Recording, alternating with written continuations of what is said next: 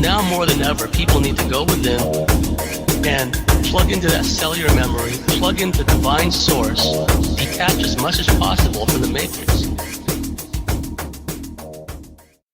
Hello again, everybody. This is James Bartley, and you're listening to Bartley's Commentaries on the Cosmic Wars.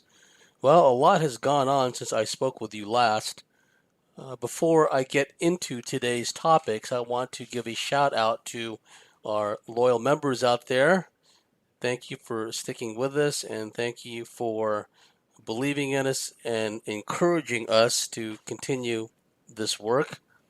Also want to give a shout out to the people on YouTube that are commenting on our videos. Thank you out there. Your comments are much appreciated. And believe me, we learn as much from you as you can learn from us. It's a mutually beneficial process. It's a mutually beneficial learning process. So thank you, all the people on YouTube that comment on our videos. And also thank you especially to our members for supporting us all this time. There's a couple of topics I want to bring up. The first is what some colleagues and I refer to as the hijack. If it is a given that at least some of us had prior/parallel incarnations in other star systems, in other dimensions, long before, in linear time sense, before we came here and began the seemingly endless spin cycle, wash, rinse, repeat, the karmic shuffle, let's say. Before all that happened, some or many of us were in these higher dimensional planes, higher dimensional star systems, what have you. So how did we come here, right? How did we wind up here? I like to think that at least some of us were of the hardy soul, hardy from the standpoint of physically, mentally, spiritually tough, and wanted to come here and right the wrongs, dismantle this paradigm, what have you. Some could put the word fool in front of hardy and say, well, some of us may have been foolhardy to come here and attempt this, right? I do believe a certain percentage of those people who had past incarnations in higher dimensions did come here as volunteers, for lack of a better term, to anchor higher frequencies and to do their part to dismantle this matrix setup. I think many others were dragged here kicking and screaming, that something happened in their worlds, in these higher planes, higher dimensions, some kind of invasion, some kind of incursion. A huge trap was set up so that when the people thought they were fleeing or escaping, somehow, some way, they were pulled down into a vortex and excreted into our solar system in this little corner of the multiverse in particular, but also into this galaxy in this dimension. And as we've spoken before on this show, this galaxy has been the scene of countless wars, space wars, Star Wars, for millions of years. So we go from a higher dimensional place where, for the most part, strife and what have you are unknown, but somehow or other, these negative, intrusive, archontic forces make their way there into these higher dimensions, higher planes, and they hijack us, Shanghai us, pull us back into this reality, this dimension, where some of us did have incarnations on other planets. And that may have been how it started for at least some people, where the hijack occurred when they were in a higher dimension, pulled down, and then they started having incarnations in the Pleiades, Sirius, other places, and eventually began having incarnations here, and thus begat the whole endless spin, wash, rinse, repeat cycle. We often hear of alternate reality ops, people having alternate reality experiences in the dream time, When people fall asleep, they achieve body separation. Their consciousness, soul matrix, at least a part of it, separates from the body and essentially goes dimension hopping from one place to another, one plane or dimension to another. Others are very adept at this. Others can consciously do this. Speaking to my labs and certain abductees, contactees, I'm satisfied that some of them, the legitimate ones, do have this alternate reality capability. This capability of going from our plane of existence, our dimension, to another one. And sometimes these seem to happen at an oversoul level where we're not consciously even aware that we're doing this. We just find ourselves in some alternate reality battling zombies or rescuing people from underground reptilian lairs, whatever the case may be. What if, and I'm just thinking out loud, one often hears talk about, oh, this world is a big simulation, this universe is a big simulation, it's a big computer program, it's a hologram, so on and so forth. Well, we still have to live in it, we still have to breathe in it, we still have to exist in it, and we go through all the gamut of emotions: happiness, sadness, love, hate, tragedy, strife, plenitude, serenity, all points in between. It's a free for all. It's what they called in Vietnam a free fire zone. So that's really happening, and I'm not detracting or marginalizing that aspect of it. We're here, we have to deal with it, whether it's a simulation or not. But what if at an oversoul level, we had either chosen to or circumstances were set up where we were pulled down into this reality, into this dimension, to be caught up in this endless spin cycle, this karmic cycle. And what if the alternate reality experiences some of us are having and remembering, to the point where some people I know can actually sit down and write out from A to Z everything that they experienced the night before in an alternate reality in minute detail. And in fact, they often go back to these alternate realities, interact with people, beings, oftentimes the same people, the same beings, in the same places, right? What if we ourselves, us on this plane, in this dimension, we are the avatars, if you will, of more metaphysically advanced counterparts who have more metaphysical capabilities, can consciously utilize metaphysical capabilities, super strength, agility, flying, teleportation, what have you, and our counterparts are that much more ahead of us as far as capabilities are concerned in some of these alternate realities than we are. And what if the alternate reality experiences that people are reporting, consciously taking part in rather, that it's kind of a bleed through into this life where some people can consciously go into alternate realities and do things, but others can't consciously do it. It's just something that happens. And what if the aspects of them, their counterparts that are doing all these things in alternate realities, manifesting all these abilities, were kind of like the minor league version of that at this point? Almost as if, as part of the hijack process, our DNA profile, our higher dimensional DNA profile, our soul matrix, or aspects of it, were brought here. An avatar was created for us in order to take part in this endless spin cycle, rinse, repeat, wash, karmic thing. But our real selves, quote unquote, or at least the real potential that we have to do all these metaphysical, superhuman things, if you will, that our counterparts are doing that. And in many ways, at an oversoul level, where all of our counterparts come under this umbrella of oversoul, past, present, future, parallel, in an oversoul basis, we're just waiting for us in this reality, the reality that you're listening to me at, to catch up. Because I think that that's part of the process of reintegration. It's not only that we reintegrate fragmented aspects of ourselves that have been kind of severed from us as a result of trauma in this and other lives. This is what Bernard Gunther and Laura Matsu were just talking about, and others have discussed.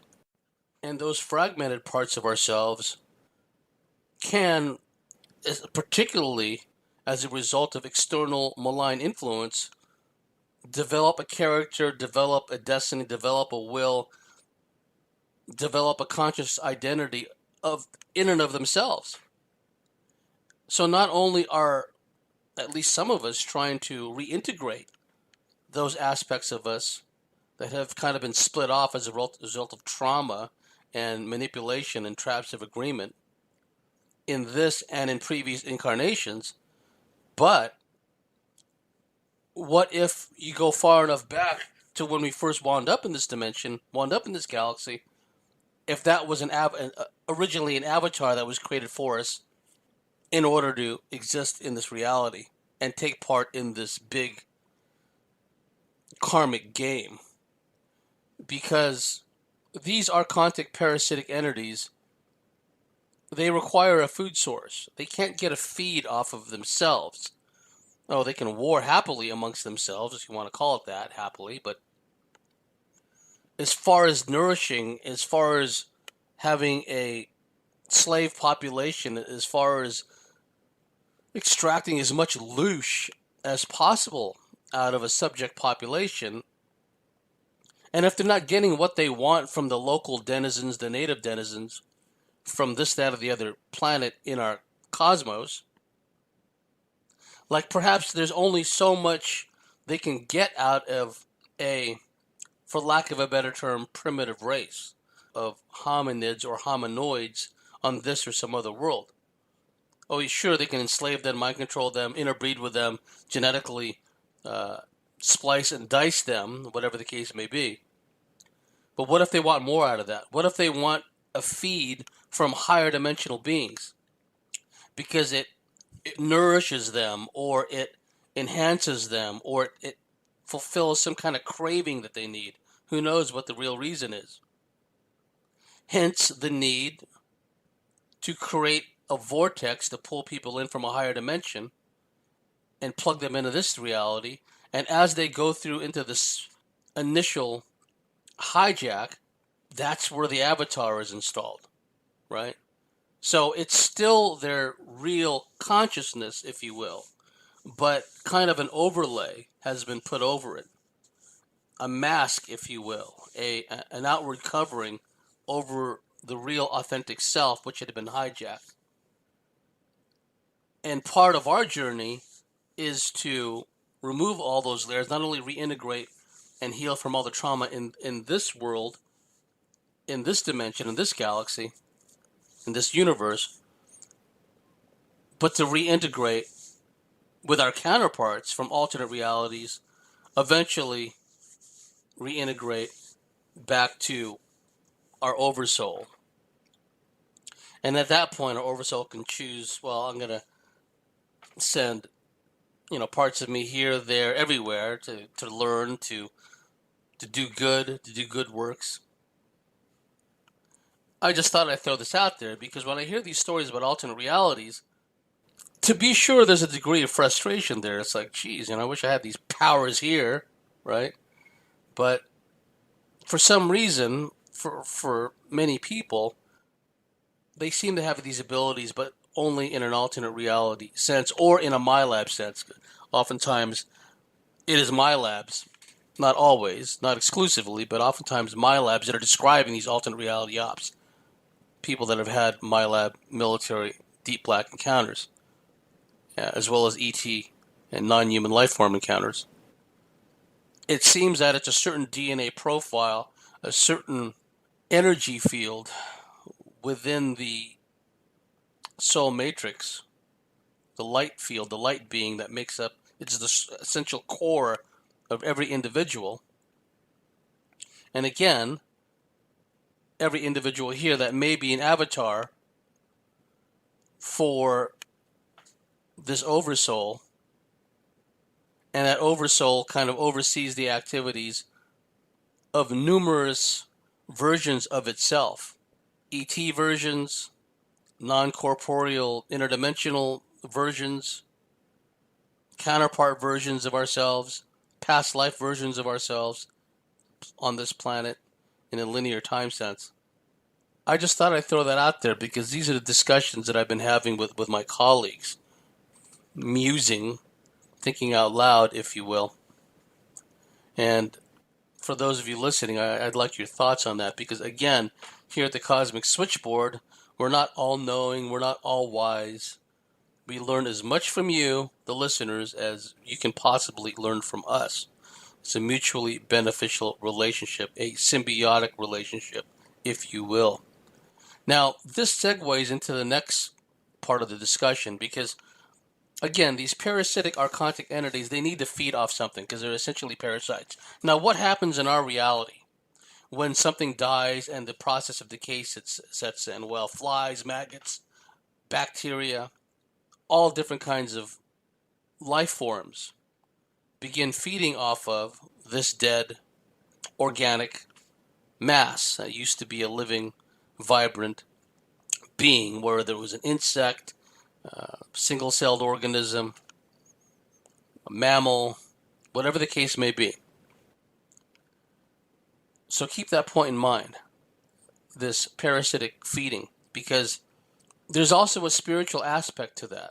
And why, and I've said this before, why there has been such an overt attempt to reduce humanity to its lowest common denominator, to make everything repugnant, disgusting, gross, vulgar, because filth, spiritual filth, physical pollution in all its varieties, radiation, rotting garbage, plastic, filling up the landfills, feces in the street, human feces in the street, of which I'm going to talk a lot more about. And don't worry, I'm not going to get overly vulgar on you. I'm making a point here. The powers that be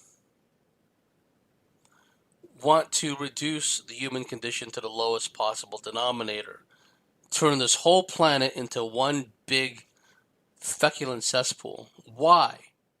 Because it brings in even more of these parasitic, archontic, interdimensional entities and extraterrestrial entities and entities, corporeal entities coming up from the inner earth, coming up from the subterranean caverns. Because they're attracted to the filth. Okay, they're attracted to the stench, they're attracted to the decay. And I'm not speaking metaphorically here. I mean this in a very literal sense. Because what we're seeing now played out, especially in these communist-controlled cities like Seattle and San Francisco and Portland, Oregon, so much of it on the West Coast and the Pacific Northwest, the absolute filth that has been allowed to manifest willfully, deliberately, is bringing more and more of these entities in. They're not only coming in as the result of CERN, as the result of the 5G, the filth itself. Haven't you ever been in a place? It could be a derelict house, it could be a squatter's house, it could be a friend or a relative or an acquaintance who's just an absolute slob, just a dirty, smelly place. Not only was the air foul in these places, fetid, disgusting, reeking, but the energy, the atmosphere, the energetic atmosphere along with it was sullied, was totally disgusting and dirty, to the point when you leave the place, the first thing you want to do is take a bath. And then when you consider what's happened to our oceans, beaches, our forest, and now they're cutting down huge swaths, or burning down huge swaths of the Amazon, which are the lungs of this planet. And you can even go further back and look at, and I've talked about this before. If trees are the lungs of our planet, what about these gigantic prehistory trees? I'm one of those people. I have no reason to doubt, because to me it's scale invariant. When I look at these videos on YouTube talking about how some of these plateaus, buttes, and mountains and mountaintops are really the remains of gigantic tree stumps. First of all, someone or something with enough technology lopped these things off, razor cut. Now you have a butte. Now you have a plateau. Now you have a Devil's Tower type place. But then you look at all the features in and around the mountain. You see the exact same thing with trees. So, following the analogy of trees are the lungs and vegetation are the lungs of our planet, well, someone way back when decided a long time ago, let's cut down all these big trees that reach high into the sky, like in the movie The Avatar. And it fulfills two purposes. One, it reduces the air supply, oxygen supply by that much, because everything is inversion, right? We're told that carbon dioxide is bad. No, carbon dioxide is essential. It's what trees utilize to convert into oxygen. And there's no telling what kind of capabilities, metaphysical or otherwise, physical or metaphysical, we'd have if we had that much more oxygen to work with. I mean, just imagine how much oxygen was available during the age of the dinosaurs. Now imagine we had that same amount of oxygen now. Imagine what that would do to our brain power. Imagine what that would do to our cells. I mean, you hear all this talk about, well, yes, you have to work on your breathing and, get the breath really deep down into the lungs and work on conscious exhalation, etc., etc. What if we had been all along in this environment heavily saturated with oxygen? Who knows what we could have achieved? Who knows what we could have done? So, on the one hand, they're cutting down these huge trees, thereby reducing the oxygen content by that much. Secondly, it's maintaining the cover up. Because if we all woke up one fine day and we saw these gigantic trees reaching into the sky, well, I don't know about anyone else, but that would raise questions in my mind. So, getting back to the point that I'm making, Amazon burning down, chem spraying, pollution, air, water, land, and now increasingly the filth that's showing up. Not just in the inner cities, in the main streets, in front of courthouses, in front of municipal buildings, because of the homeless situation that's been created and the pernicious, nefarious activities of all these leftist, communist, cultural, Marxist mayors, city councilors, city managers. They're taking the filth. It wasn't before, I would talk about all the filth and vulgarity on TV, on Saturday Night Live, on the Comedy Central channel, and all this other stuff. Nothing funny about it. It's all just vulgarity. But now it's not just vulgarity of the mind. It's vulgarity. It's pollution. It's stench. It's rotting, decaying things on the streets of America. And that will raise the level of paranormal events, raise the level of entity infestation, raise the level of people being taken up as hosts, that much more. I had Sue Plevetic on this show a few months back, and she talked about with her etheric third eye vision how, well, she sees these dark shadow entities hanging around abortion clinics. She sees all these entities swirling around these towers, these wireless towers, and they may not even been 5G. They could have just been like the older 4G towers, wireless telecommunications towers. How much more of that will we see etherically and feel energetically when the 5G rollout is at its height? Because Sue said there was all kinds of entities and all kinds of weird, magical hoochie swirling around all these radio towers. So there's a conscious effort to bring all this stuff in.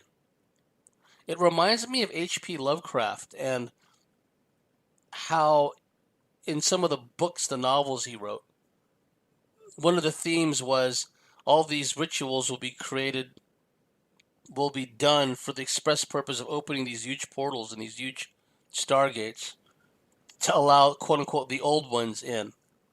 Because if you go by what Tom Montauk says, I have no reason to doubt it. I mean, I'm a firm believer in this. He talks about the organic portal, how people that are seemingly organic, walking, talking people are themselves these portals, these gateways for all these different entities, actual conduits into other realms, other dimensions. And some of these types are real energy vampires, real energy drains. And they can get that way in a variety of ways. Being a meth head, a tweaker, a cokehead, entity infested host. Okay, I'm going to talk now about the feng shui aspects of what it means to have a bunch of filth all over the place. And then I'll round out this first segment and go into details more in the members section. I alluded to earlier how the Hollywood entertainment business, run by all these Talmudic types, how they've for so long now been pushing vulgarity, filth, feces, uh, just all these various abominations in our faces and making it normal, right? Oh, it's funny. It's supposed to be a joke. Oh, look at that. It's feces. Ha ha ha ha. That's hilarious. And that became the norm. I mean, just think of all the Seth Rogen movies. Uh, I forget what movie it was that Seth Rogen or one of his cronies was in, but anyway, it was just such a vulgar scene. It doesn't even bear repeating here. Not even worth repeating here. But the point of relevance is they've normalized vulgarity, uh, putrefaction, disgusting stuff all across the board in all its forms. They've normalized that. They've put that on TV and in the cinema and what have you. Okay, so keep that point in mind because the same powers that be that control Hollywood are by and large the same ones that are responsible for all the filth in these aforementioned communist controlled cities like Seattle and Portland and San Francisco. What they are experiencing and have been experiencing for some time is a feces problem where they've just made it legal, made it normal for homeless people, for anybody really, to defecate in public, defecate on the sidewalks, defecate on the streets. And it's reached a point of absurdity, folks, where it was the a councilman in Seattle, Larry Gossett, says it's racially insensitive, it's racist to use high pressure hoses to spray water and wash the excrement, the human excrement, off the sidewalks. It's racist because it's too reminiscent of using fire hoses against civil rights activists from the 60s. Remember that? Those iconic images of civil rights workers and blacks being blasted by fire hoses by the police. But this guy in Seattle, this council member, is saying, oh no, we can't use hoses and spray water on feces, on human excrement, off the sidewalks. That's racially insensitive. And when I first heard that, I didn't think about the civil rights aspect to it. I mean, any excuse will do, folks, right? But these whack job commies. No, I just thought, okay, wait a minute. Is it because the crap is brown or dark? And then if you spray it, you're being racist by getting it off the sidewalk? Is that what he's banging on about? And then I thought about it. Well, because of the sun, because of bleaching, because of poor nutrition, and I'm not being vulgar here, I'm not giving too much information, TMI, but sometimes turds wind up white. I've seen it happen. Dogs that are given very bad dog food, for example, and then the dung is exposed to a lot of sun and a lot of the elements, they turn white. I just saw one the other day, a white dog turd. So what happens to that? Oh, you can't leave that white dog turd or that white human turd on the sidewalk. That's white privilege. That has to be washed off. I mean, I'm not even going to try to get into the minds of these whack jobs. And cities like San Francisco, Portland, Seattle, there's excrement everywhere. There's poop everywhere to the point where there's enterprising young man, and I think he really did a great job. He came up with a phone app called Snap Crap. That's right, called Snap Crap. And what it does is, when you're in San Francisco or anywhere else, he was a native of San Francisco, and this hits me kind of personally, folks, because you know what? I grew up in the streets of San Francisco, in Daly City, which is right next door. Shorin Street, Acacia Street, the Cow Palace. That was my old stomping grounds. I used to go to not rodeos, but I used to, visit a lot of the cow pens and a lot of the horse stalls and horse barns and whatnot, and go to the circus there in the Cow Palace, and went to many concerts there.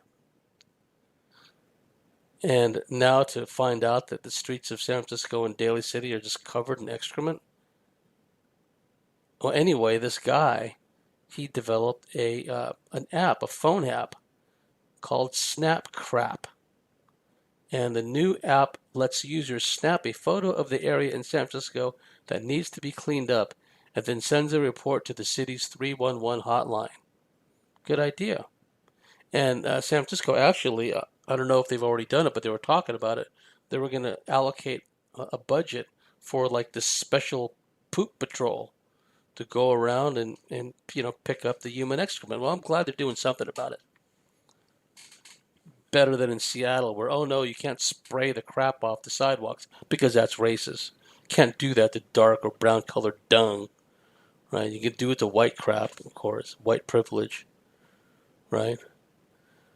But oh, it's racially insensitive to blast the excrement off the sidewalks. It reminds us too much of when civil rights activists are being blasted by fire hoses back in Selma, Alabama, and places. It's got nothing to do with anything. Any excuse will do.